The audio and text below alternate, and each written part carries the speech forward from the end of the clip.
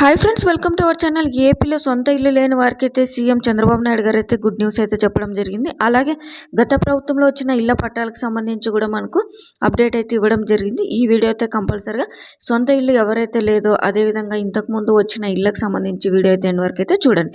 చిన్న request friends, మన channel చూస్తున్న ప్రతి ఒక్కరు కంపల్సరిగా సబ్స్క్రైబ్ చేసుకొని పక్కన బెల్ ఐకాన్ కనిపిస్తుంది, అందులో ఆల్ ఆన్ సెలెక్ట్ చేస్తే ప్రతి వీడియో నోటిఫికేషన్ రూపంలో అయితే రావడం జరుగుతుంది. ఇక వీడియోలోకి అయితే వెళ్ళిపోదామండి. మనకు ఏపీలో సీఎం చంద్రబాబు నాయుడు గారు అయితే సొంతింటి కళకు సంబంధించి అయితే కూడా అంటే కీలక నిర్ణయం అయితే తీసుకోవడం జరిగిందండి.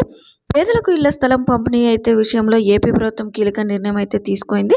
గృహ నిర్మాణ శాఖపై నిర్వహించిన సమీక్ష సందర్భంగా సీఎం చంద్రబాబు నాయుడు గారు అయితే ఎన్నికల్లో ఇచ్చిన హామీ అయితే నిలబెట్టుకుంటున్నారు. సో కొత్త లబ్ధిదారులు గ్రామాల్లో చూసుకున్నట్టయితే 3 సెంట్లు, పట్టణాల్లో అయితే 2 సెంట్లు అయితే స్థలం కేటాయించాలని అయితే నిర్ణయించినట్లు గృహ నిర్మాణ శాఖ మంత్రి వారైతే పార్థసారథి గారు అయితే వెల్లడించారు.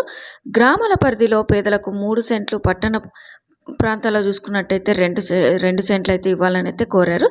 సో కొత్త లబ్ధిదారులకు అయితే కూడా మనకు ఈ విధానం అమలు చేయాలని అయితే నిర్ణయించినట్టు తెలిపారు. గత ప్రభుత్వం ఇళ్ల పట్టాల కోసం భూసేకరణ జరిపి లేఅవుట్లు వేయని స్థలాల్లో కూడా పేదలకు 3 సెంట్లు ఇల్లు అయితే కూడా ఇవ్వాలని అయితే నిర్ణయించుకున్నారు.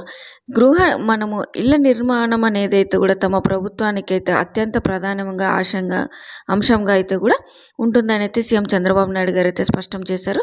రాబోయే 100 రోజుల్లో 1.25 లక్షల ఇళ్ల నిర్మాణం పూర్తి చేస్తామని అయితే చెప్పారు. వచ్చే ఏడాది కాలంలో 8.25 లక్షల ఇళ్ల నిర్మాణం అయితే చేపడుతున్నట్లయితే వెల్లడించారు. గత ప్రభుత్వం ఎన్టీఆర్ ఇళ్ల లబ్ధిదారులకు సంబంధించి పక్కన పెట్టేసినందున ఇప్పుడు ఇల్లు పూర్తయితే కనుక పేమెంట్లు అయితే చెల్లించలేదని అయితే చెప్పారు. సో ఇలాంటి వారికి అయితే కూడా బాధితులకైతే లబ్ధిదారులకు చెల్లింపు జరపాలని అయితే కూడా చంద్రబాబు నాయుడు గారు అయితే ఆదేశించినట్లయితే మంత్రి గారు అయితే తెలిపారు. సో మధ్యతరగతి ప్రజలకు మనకు ఎంఐజీ లేఅవుట్లు ఏర్పాట్లు చేస్తామని అయితే పేర్కొన్నారు. జర్నలిస్టులకు సంబంధించి ఇళ్ల నిర్మాణం చేపట్టి తక్కువ ధరలకు ఇళ్ల నిర్మించి ఇస్తామని అయితే కూడా చెప్పారు.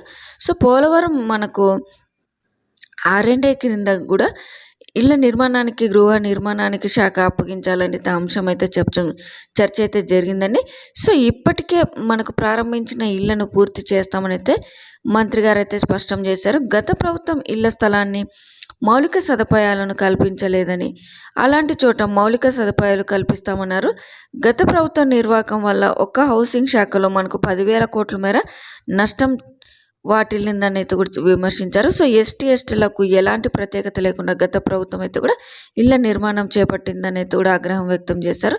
సో మనకు 2014-29 అంటే 2014-19 మధ్య కాలంలో 4.5 లక్షల మందికి రాష్ట్ర నిధుల్లో అయితే కూడా ఇల్లు నిర్మాణం అయితే కూడా చేపట్టామని అయితే కూడా ఈ సందర్భంగా మంత్రి అయితే గుర్తు చేశారండి. సో మరి ఇక్కడ చూసుకున్నట్టయితే గ్రామాల్లో అయితే 3 సెంట్లు, పట్టణాల్లో అయితే 2 సెంట్లు అనేది అయితే ఈ గవర్నమెంట్ అయితే డిసైడ్ అయితే చేసిందండి. మరి ఈ పథకానికి సంబంధించి చూసుకున్నట్టయితే ఖచ్చితంగా రేషన్ కార్డు అయితే ఉండాలి, మిగతా డాక్యుమెంట్స్ అయితే కంపల్సరీగా ఉండాలి. ఆల్రెడీ మనకు చూసుకున్నట్టయితే గత ప్రభుత్వం అనేది జగనన్న ఇళ్ల పట్టాలు అనేది ఇచ్చింది కదా. సో పట్టాలు ఇచ్చిన వారికి అయితే కూడా అంటే స్థలం రాకుండా పట్టాలు ఇచ్చిన వారికి అయితే వెనక్కి అయితే తీసుకుంటున్నారు. అదేవిధంగా మనకు పట్టాలు ఇచ్చి స్థలం ఇచ్చి చూసుకున్నట్టయితే వారికి అయితే శాంక్షన్ చేస్తూ ఇల్లు అయితే కట్టిస్తామని చెప్పారండి. సో లేఅవుట్లు వేయని స్థలాలకు సంబంధించి చూసుకున్నట్టయితే గత ప్రభుత్వం అనేది ఇప్పుడు అయితే కూడా ఈ ప్రభుత్వం అనేది లేఅవుట్లు వేసి ఈ యొక్క 3 సెంట్లకి సంబంధించి అయితే కూడా ఇస్తామని అయితే చెప్పడం జరిగింది. సో ఇదండి ఇళ్ల పట్టాలకు సంబంధించి. Thank you.